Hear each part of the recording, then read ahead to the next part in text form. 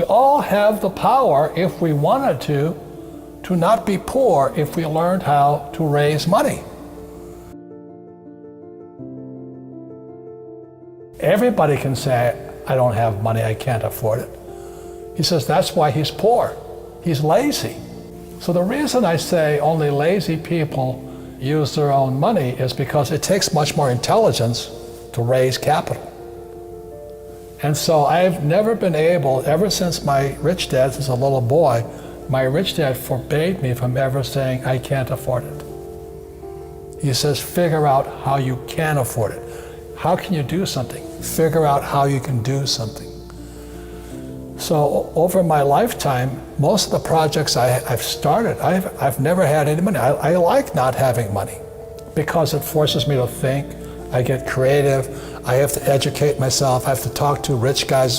Hey, how'd you do this? How'd you do that? How'd you do that? And what has happened to me, I just turned 72, I've never needed money. Because if I need money, I figure out how to raise it. It's easy to say I can't afford it. All the poor people say I can't afford it. All the poor people say, well, it's taxed the rich. All the poor people are saying, well, give me a free education, free food, free schooling, free manicures, free pedicures. There's laziness.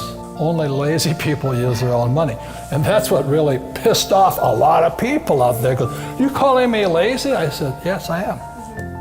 Because you're the same type of person who will say, I can't afford it. I can't do that. That's the problem. It's up here. It's the real estate between this ear and that ear.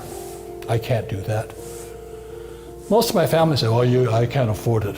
My father taught me to say that. My mother taught me to say that. My rich dad would never say that. And it's really quite simple. You have to find an asset that's worth more than me. If they can't invest in me because that's called slavery. Buy me. So what I do is, when I started off, I write about it in Fake. I started off looking for this one little piece of real estate. I found an excuse. This one bedroom, one bath condominium on the beach in Maui. And I found an excuse for people to give me the money. All I had to do is assure them I'd pay them back. So my first deal was an infinite return deal. I had no money in the deal because it was 100% debt. It was an $18,000 condo. You can't touch them for that much anymore, but the economy was bad. So I buy this $18,000 condo. The guy wanted 10% down. You don't need higher math. 10% of 18,000 is how much, sports fans? $1,800. I could have used my money. I had the money, but that would be too easy. So the biggest mistake, so I was doing very well here. This was 1973. I started buying my first deal, and that was an $18,000 deal. $1,800 down, $25 a month, cash flow. I was infinite. So and then I kept doing that. I had a lot of property. And then I decided I'd go here. So my first business was a nylon and Velcro surfer wallet business. And it didn't sell.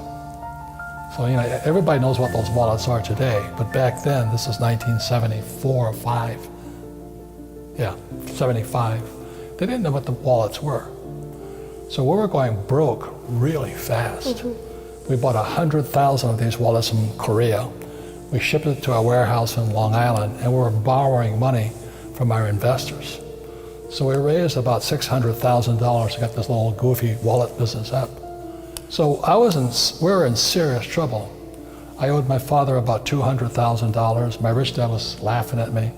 We were going broke so quickly because we couldn't move the wallets, 100,000 of them. They were sitting in this bonded warehouse on Long Island, and nobody would buy them from us. So then, the good thing about stupidity, there it is, makes you smarter. So I started thinking. We started thinking. I said, what's wrong? And I said, what was happening in the world at that time? All the baby boomers were fat, so they had to start running. So jogging was coming online, and nobody jogged before because, so these guys are all jogging, and then we're reading the paper. We're sitting in Honolulu going broke fast, and we're reading the paper. This jogger went to Golden Gate Park in San Francisco, and was jogging around the park. And what the jogger did was he had no place to put his car key. So what did they do? He puts it on the front tire of his car and goes for a jog around the park. So we're reading this newspaper, and voila, when he comes back to his car, the car wasn't there. Oh gosh. So the guy says, they stole my car. Oh my goodness. And so the question was on the headline of the newspaper article, what does a jogger do with their key? And so we sat there and said, oh my God, a problem. A problem. So with that, I designed the shoe pocket, and you can see this picture right here. It's Playboy magazine. I mean, she's a nice-looking young model with nothing on but a shoe pocket. But anyway, so we were going broke so fast by then, but when that picture hit Playboy, suddenly we were geniuses. And everybody started throwing their money at us. And all these products, our wallets were selling, our shoe pockets were selling, investors were happy, and the sales went through the roof. So we were extremely successful. So we went from risk, stupid, smarter, successful. Kami mohon bantuan teman-teman untuk subscribe dan like video ini agar bisa menjangkau lebih banyak orang lagi. Setiap dukungan dari teman-teman sekalian akan sangat berarti buat kami. Selamat menikmati konten dari kami. Semoga bermanfaat.